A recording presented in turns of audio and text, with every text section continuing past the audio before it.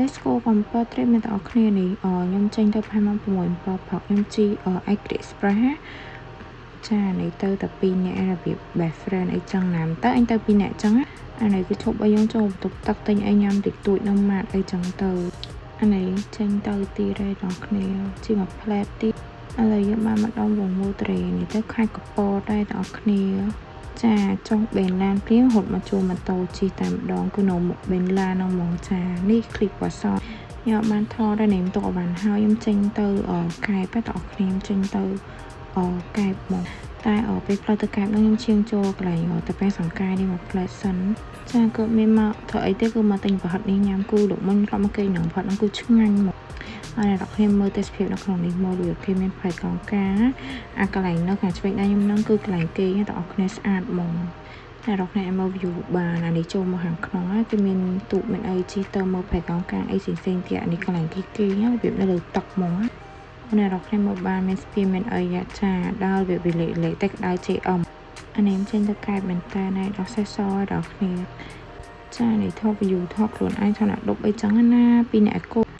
ចានេះមកដល់កាហ្វេខ្សែរ៉ដល់គ្នាខ្ញុំចូលកាហ្វេខ្សែរ៉មកទៅកាហ្វេលើភ្នំឯនេះថ្មីប្លែកស្អាតមក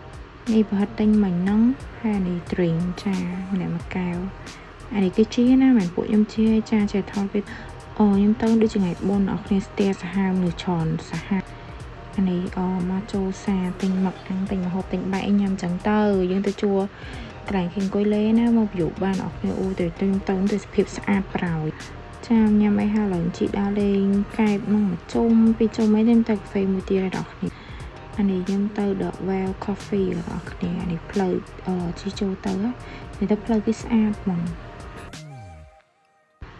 ផ្លូវស្អាតតែសភាពស្អាត view ស្អាតប៉ុន្តែត្រៀមកែវនឹង$5អ្នកគ្នា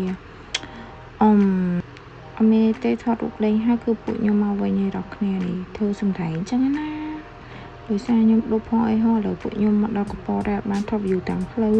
អានេះកន្លែងពួកខ្ញុំគេអ្នកគ្នា view នៅមុខហ្នឹងគឺស្អាតខ្ញុំគេនឹងសិតកំពួកខ្ញុំចូលតាមផ្លូវរៀបចំខ្លួនទៅឲ្យហើយពួកខ្ញុំចេញមកក្រៅទៀតអ្នកគ្នាញ៉ាំអីពេលល្ងាចអញ្ចឹងណា